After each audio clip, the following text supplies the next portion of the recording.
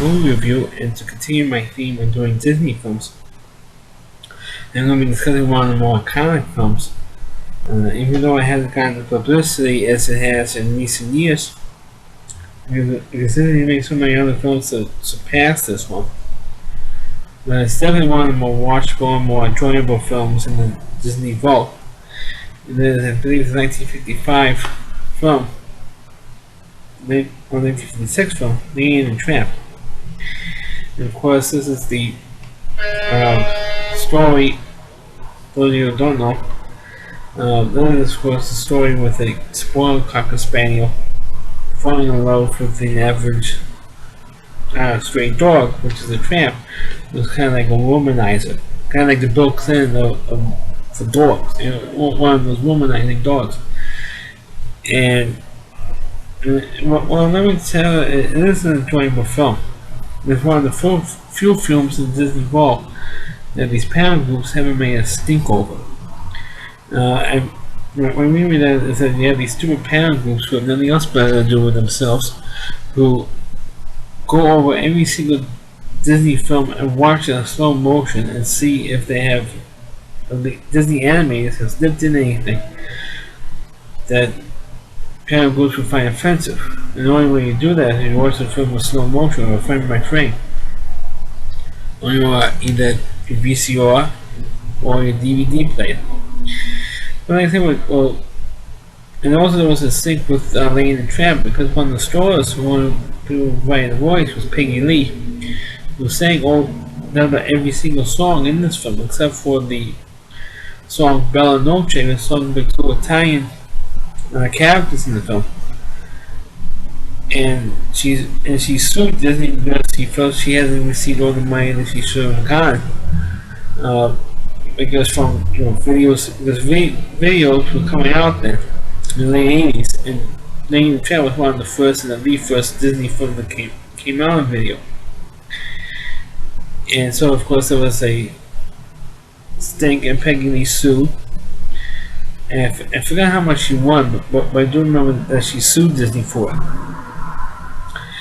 And of course for Disney, it is one of the more enjoyable films, like I said. It starts off with the two humans, and very rarely do you see the human faces. And they gave us some stupid names: Jim Deere and Darling. No last names of this couple, just Jim Deere and Darling. Because the wife always called the husband Jim Deere, and the husband always called his wife Darling. And it starts off with it's supposed to be like Christmas time, and for Christmas, the husband gave the wife a dog, and it had to be Lady. And they spoiled this dog like crazy. They had this killer opening sequence where they put the dog in the kitchen area, and Lady was whining, and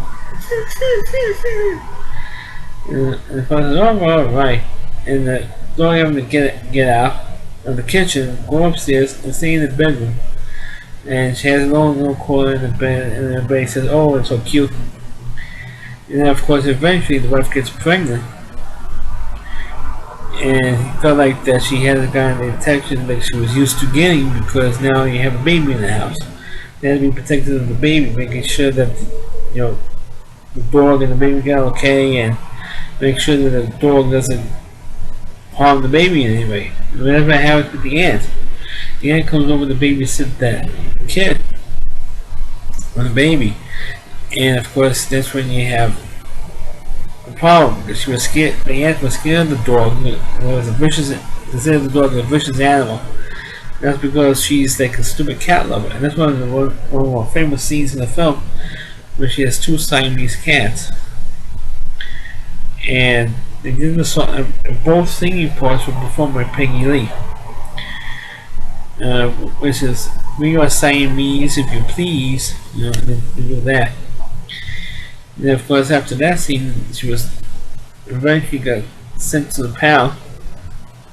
I'm not going to say how she gets into the pound. She gets caught by she gets caught by the dog catcher, and she gets into the pound because of her adventures with Tramp.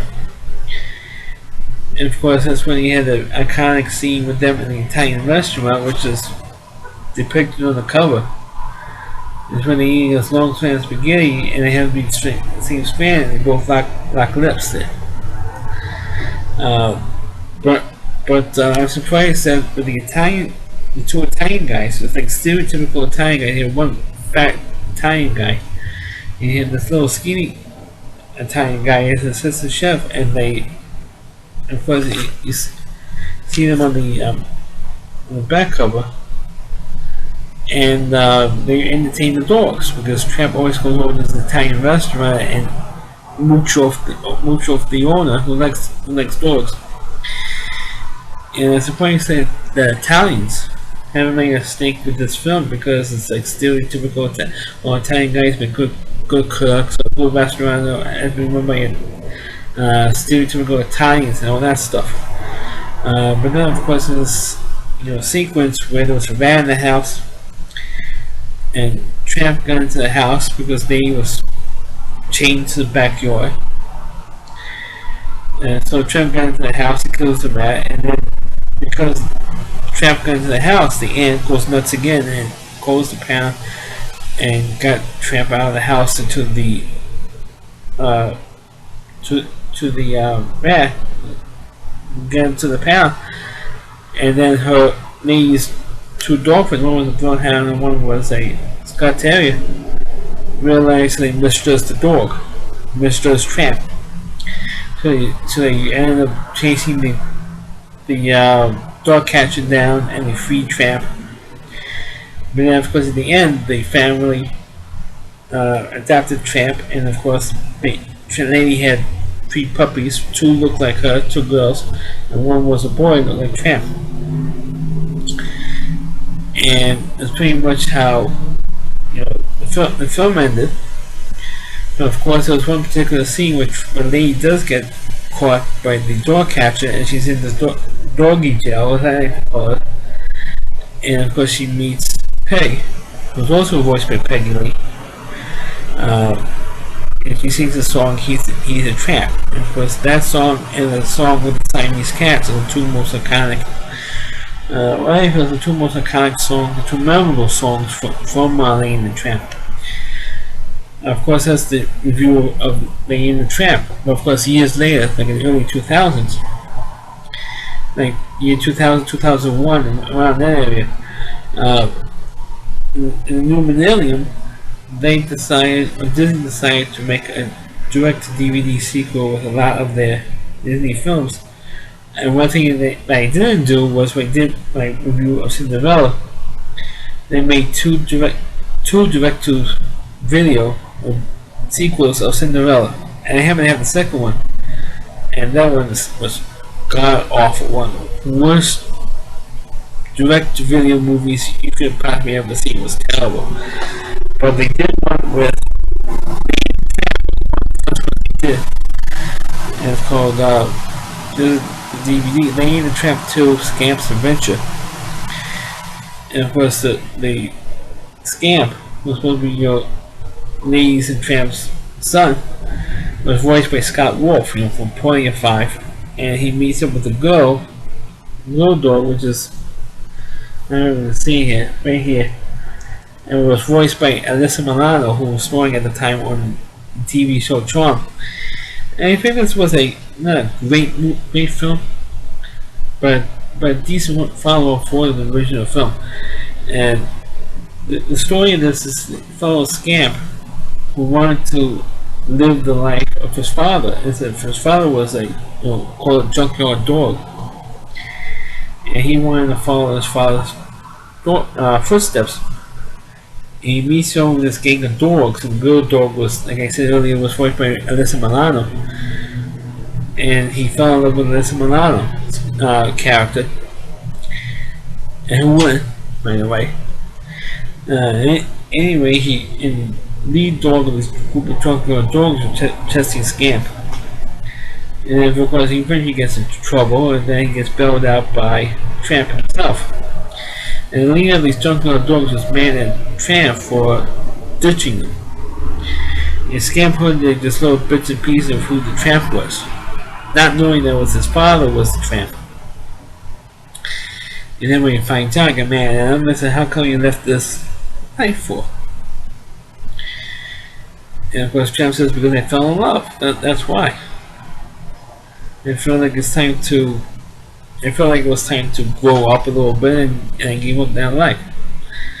So when Scamp realizes he had life too good in the house, he went back, and eventually the family adopted all the other junkyard dogs. So they had like a whole house full of junkyard dogs, which I thought was kind of dumb for them to adopt all those dogs. I can understand there is a Milano character, and maybe adopting that dog, but adopting all the other ones was just to, stretching the truth a little bit. But for the rest of the movie, I thought it was a decent. I thought this was a decent follow-up to Lady And The Tramp. So that's my review of. And I'm doing a short review for Switch, which I'm sure that a lot of my subscribers will appreciate that I'm doing a short review.